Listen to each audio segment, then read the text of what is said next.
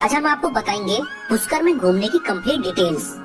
ये स्थान हिंदू धर्म के है और ये ब्रह्मा जी का पूरी दुनिया में एकमात्र मंदिर है। ब्रह्मा जी का आपने और कहीं भी मंदिर नहीं देखा होगा। इसके पीछे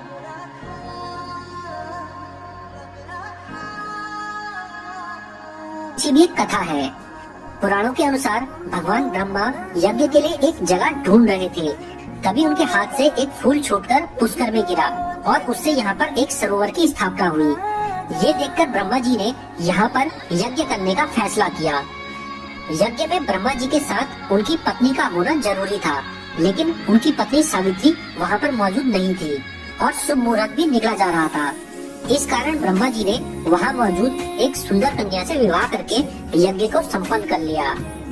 जब ये बात माता सावित्री को पता चली तो इससे नाराज होकर उन्होंने भगवान ब्रह्मा को श्राप दे दिया कि आपकी पूजा पुष्कर को छोड़कर पूरी दुनिया में और कहीं नहीं की जाएगी। तब से ब्रह्मा जी की पूजा पुष्कर के अलावा और कहीं भी नहीं होती है। तो चलिए आप जानते हैं यहाँ पे घूमने, आने और रुकने की कंप्लीट डिटेल्स। अगर आप पुष्कर में आना चाहते हैं तो सबसे पहले अजमेर आ जाइए, क्योंकि अजमेर राजस्थान का एक बहुत बड़ा शहर है। यहाँ के लिए आपको कई बड़े शहरों से बस और ट्रेन आसानी से मिल जाएगी और सबसे अच्छा साधन अजमेर तक आने का ट्रेन रहेगा। और अगर फ्लाइट की बात की जाए तो फ्लाइट की सुविधा इसके आसपास नहीं है।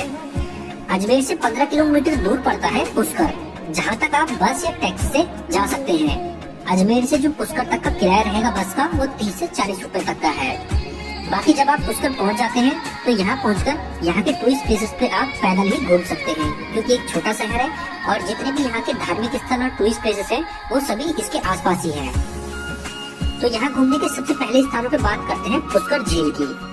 ये झील पुष्कर की सबसे सुंदर जगह है। यहाँ पर 52 घाट और 500 से भी ज्यादा मंदिर है। हिंदू धर्म के लोगों के लिए तो ये बेहद ही पवित्र झील है। पुष्कर आने वाले तीर्थ यात्री यहाँ स्नान करने जरूर आते हैं। यहाँ चारों ओर बहुत से मंदिर हैं, जिनमें आप दर्शन कर सकते हैं। यहाँ स्नान करने के बाद आप दर्शनों के लिए जा सकते हैं ब्रह्मा जी के मंदिर में, जो कि यहाँ का सबसे प्रसिद्ध मंदिर है। दोस्तों, पूरी दुनिया में ब्रह्मा जी का एकमात्र मंदिर पुष्कर में ही है। ब्रह्मा जी को समर्पित इस मंदिर में भारत के कोने कोने से श्रद्धालु दर्शनों के लिए आते हैं। ये मंदिर 2000 साल पुराना माना जाता है। पुष्कर झील से आप यहाँ तक पैदल ही आ सकते हैं। वैसे मंदिर में फोटो खींचना और वीडियो बनाना अलाउड नहीं है। यहाँ पर दर्शन करने के बाद आप जा सकते हैं पुष्कर के एक और प्रसिद्ध मंदिर वराह मंदिर में। वराह मंदिर पुष्कर का सबसे बड़ा और सबसे प्राचीन मंदिर है, जो कि भगवान विष्णु के एक अवतार वराह को समर्पित है। ये भगवान विष्णु का तीसरा अवतार माना जाता है। पुष्कर में आने वाले श्रद्धालु भगवान विष्णु के इस प्रसिद्ध मंदिर में भी दर्शनों के लिए जरूर आते हैं। इसके बाद अगले स्थान पे आता है रंगजी मंदिर। पुष्कर का रंगजी मंदिर बहुत ही शानदार वास्तुकला में बना हुआ एक मंदिर है। इसकी शैली दक्षिण भारतीय मंदिरों की तरह है। ये मंदिर भी पुष्कर के सबसे प्रसिद्ध मंदिरों में से एक है। भगवान विष्णु को समर्पित इस मंदिर में दर्शन करने से मन को शांति प्राप्त होती है। इसके बाद अगले स्थान पर आता है सावित्री मंदिर। पुष्कर में स्थित सावित्री मंदिर पहाड़ी के ऊपर स्थित एक भव्य मंदिर है, जो कि भगवान ब्रह्मा जी की पत्नी को समर्पित है। इस मंदिर तक जाने के लिए 1.5 घंटे की खड़ी चढ़ाई चढ़नी पड़ती है, या फिर आप यहाँ तक रोपवे से भी जा सकते हैं। यहाँ पर रोपवे की भी सुविधा उपलब्ध है, तो रोपवे से आप आसानी से जा सकते हैं। यहाँ पर ब्रह्मा जी की पत्नी सावित्री जी और गायत्री जी की मूर्ति स्थापित है। इसके बाद यहाँ पे घूमने की एक और जगह है पुष्कर का ऊंट मेला।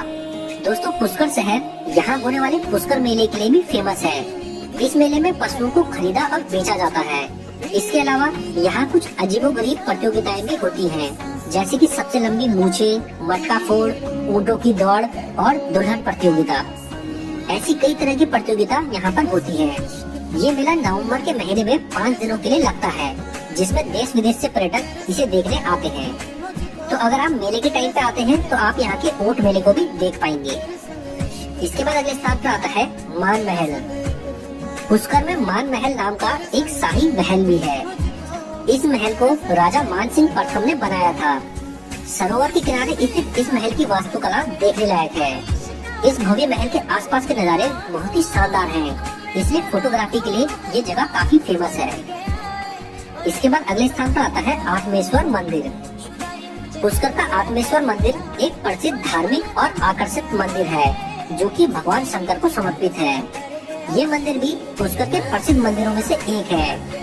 यहाँ का जो शिवलिंग है वो जमीनी स्तर से कुछ फीट नीचे है। इसके बाद अगले स्थान पर आता है गुरुद्वारा साहिब। पुष्कर में स्थित सिंह सभा गुरुद्वारे का निर्माण गुरु नानक देव जी की पुष्कर यात्रा के उपलक्ष्य में किया गया था। ये स्थान गुरु नानक धर्मशाला के नाम से भी जाना जाता है। यहाँ पर भी पर्यटकों की भीड़ लगी रहती है और साल भर यहाँ पर श्रद्धालु दर्शनों के लिए आते हैं। इसके बाद अगले स्थान पर आता है दिगंबर जैन मंदिर। पुष्कर में दिगंबर जैन मंदिर भी है जो कि पत्थरों की शानदार नक्काशी करके बनाया गया है।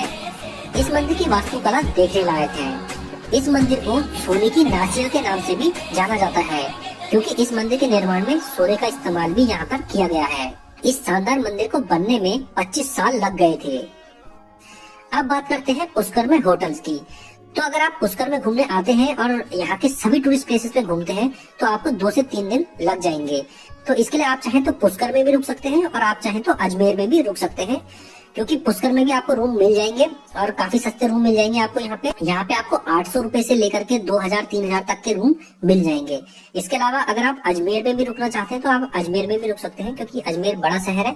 यहाँ पे आपको हर तरह के होटल मिल जाएंगे। अब बात करते हैं कि यहाँ पे घूमने के लिए बेस्ट टाइम कौन सा रहता है। तो दोस्तों पुष्कर जो जगह है ये काफी गर्म जगह है, तो यहाँ घूमने का बेस्ट टाइम रहता है सर्दियों का। और सर्दियों में रहता है नवंबर से लेकर मार्च तक का। ये मौसम यहाँ घूमने के लिए बेस्ट है और आप इस समय आसानी से यहाँ पे घूम पाएंगे। आपको कोई ज्यादा परेशानी भी नहीं होगी और वैसे आप यहाँ पे साल भर में कभी भी आ सकते हैं। अब बात करें कि टोटल कॉस्ट आपको यहाँ पे घूमने की कितनी लग जाएगी। तो दोस्तों अगर आप यहाँ पे 2 दिन घूमते हैं तो आपका जो खाना पीना रहने का जो टोटल कॉस्ट बैठेगी वो लगभग 2500 से 3000 रुपए के बैठ जाएगी। यानी अगर आप ट्रेन से रात का सफर करके पहुँचते हैं और एक दिन घूमते हैं, उसके बाद एक रात को रुकेंगे, फिर अगले दिन घूमेंगे, इस तरह से अगर आप करते हैं तो आपको टोटली 2500 रुपए लग जाएंगे। 1000 रुपए होटल के, 1000 रुपए खाने पीने के 2 दिन के और 500 रुपए यहाँ पे घूमने के। क्योंकि अगर आप यहाँ पे पैदल ही घूमते हैं, वैसे तो सारी चीजें आसपास ही हैं, तो आपको घूमने में ज्यादा खर्चा नहीं आएगा। तो टोटली आपका जो खर्चा बैठेगा वो 2500 रुपए से लेकर 3000 रुपए तक का बैठ जाएगा। तो दोस्तों ये है पुष्कर में घूमने की कंप्लीट डिटेल्स। आपको हमारा ये वीडियो कैसा लगा आप हमें जरूर बताना। हमारा ये वीडियो पसंद आया हो तो वीडियो को लाइक और शेयर भी जरूर करें। अगर आप हमारे चैनल पर पहली बार आए हैं तो हमारे चैनल को सब्सक्राइब करना बिल्कुल ना भूलें क्योंकि हम अपने इस चैनल पर ऐसी ही जानकारियाँ देते रहते हैं। दोस्तों वीडियो में लास्ट तक बने रहने के लिए धन्यवाद। जय हिंद।